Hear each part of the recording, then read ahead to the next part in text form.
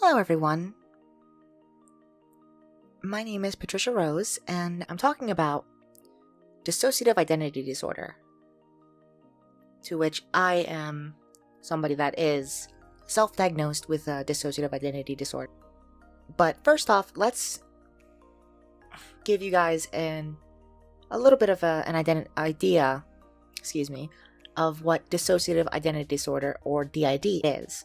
So DID, it was known as multiple personality disorder, and there was this huge stigma behind it due to, medical practices that were a little questionable at the time, and even now.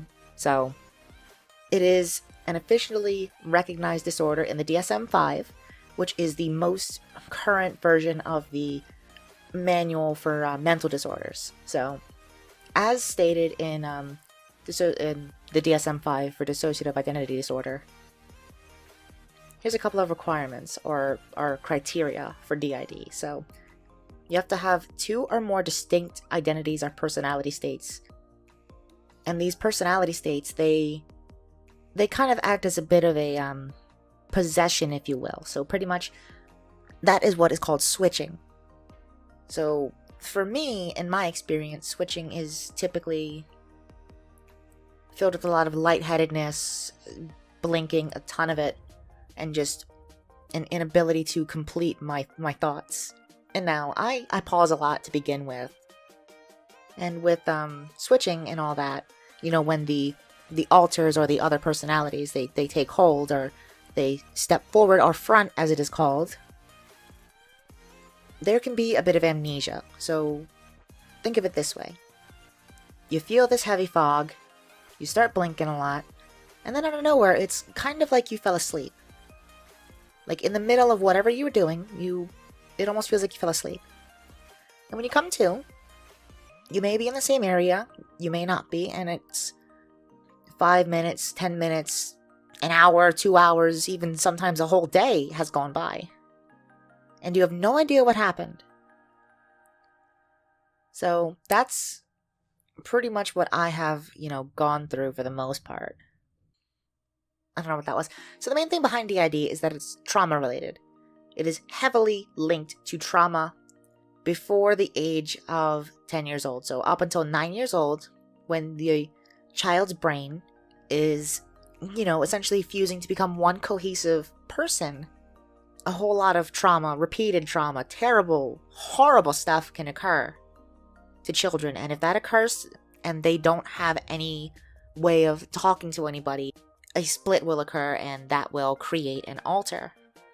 And that alter, they can have knowledge of their trauma, they might not. It's up in the air, really. It's different for everybody, as is like our fingerprints. Same with alters and their personalities.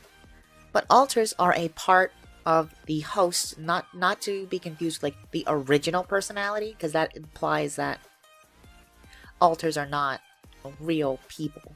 Like, to call an alter a fictional person, think of it this way. If somebody called you a fake, a fraud, a sham, or anything like that, and made you feel like you were less than, you'd probably do something about it. You'd probably say something, or, you'd feel some kind of way about it, as they do. The collection of these parts is typically referred to as a system. And in my system, there's me, the host. I'm Patricia, by the way, if you did not hear. There's a protector, which he tries to protect the body and, me and all the other alters from anything that could potentially harm us. There's 2 that are mostly internal, but they do have the ability to front whenever they so choose. And there's a new one, actually, who just came about a month ago. So, in total, there's 5 of us. Just in one body, it can be a bit difficult. It's like having, roommates. So I'm gonna tell you a little bit about myself, because I'm trying to find a way to learn more about not only myself, but the others in the system. Because I know a little bit about the primary protector, but The others are still a little up in the air, aside from like their general personality, quirks, and so on and so forth. So, again, my name is Patricia, and I am 27 years old.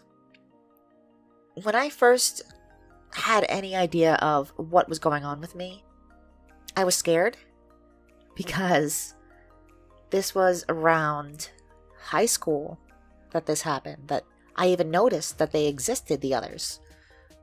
At first, it was just, voices, hearing them while I'm trying to sleep. So, obviously, I didn't get a lot of sleep in high school, mainly due to my video game addiction and internet addiction as well, which I have managed to mostly curb to a reasonable level. I'm not spending 6.5 hours on video games and another 4 on the internet or vice versa.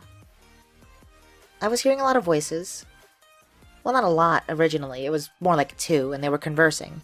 And it sounded like whispers. I was not in a good place, as when I was growing up. Because I am transgender. I'm just putting that out there, so a quick little aside about that, if you have no idea what that is. Basically, I was born, and the doctor said, "It's a boy." So I was assigned male at birth, and I never fully felt that was right for me. And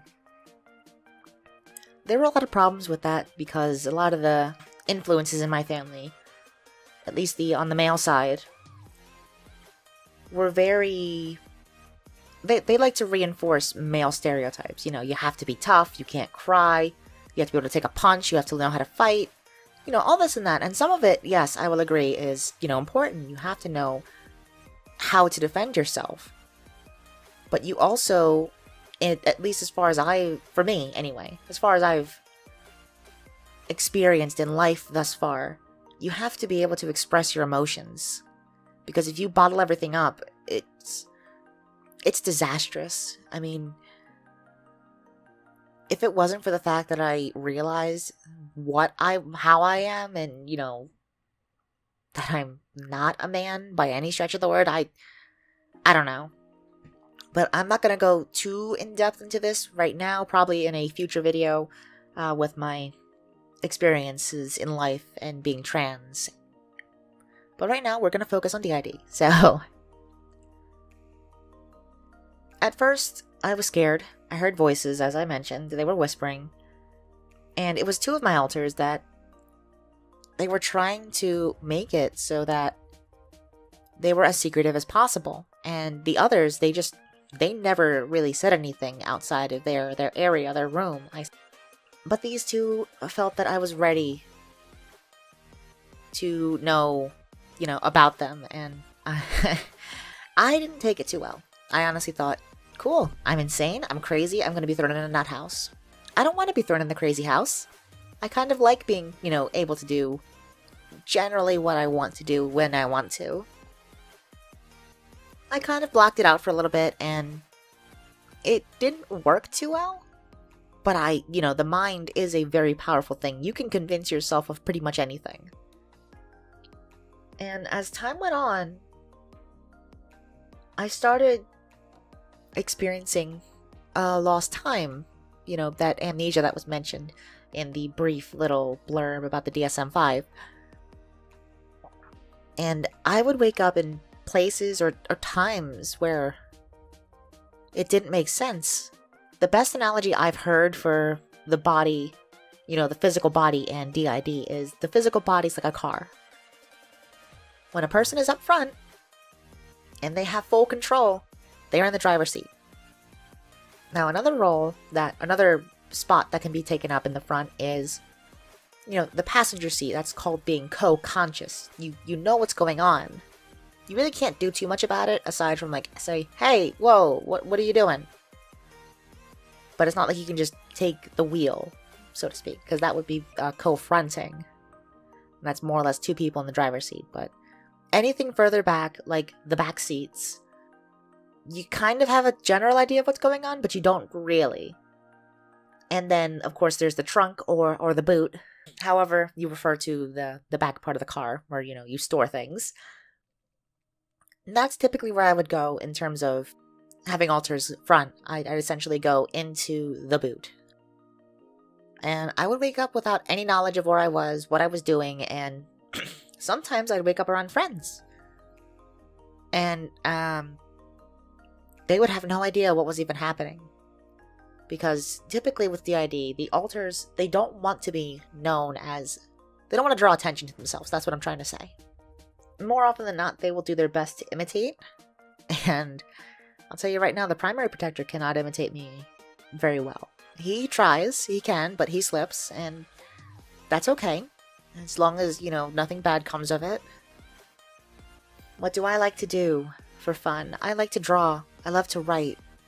As I mentioned before, I love to browse the internet. I love to play video games. Some of my favorites being, RPGs, fantasy-based typically. Like, things like Dragon Age, and of course I love tabletop RPGs like D&D. Like, I'm a nerd. I'm a good-looking nerd, but I'm a nerd nonetheless. I love books. I love having a bookcase in my room. Honestly, I need a second one. But that's also what I like about the inner world, which is where, the alters, mostly the alters, and I sometimes hang out and we converse with each other. There's a giant library in there. There's literally only one line about this, of what I'm trying to do here, and it's tell everyone about yourself. And that's so hard. It really is. But I think that's really about it. I mean, if there's anything else, I'll probably, make a separate video on that. But if you have any questions at all, let me know. And I hope you all have a wonderful day. Stay happy and stay safe, everyone.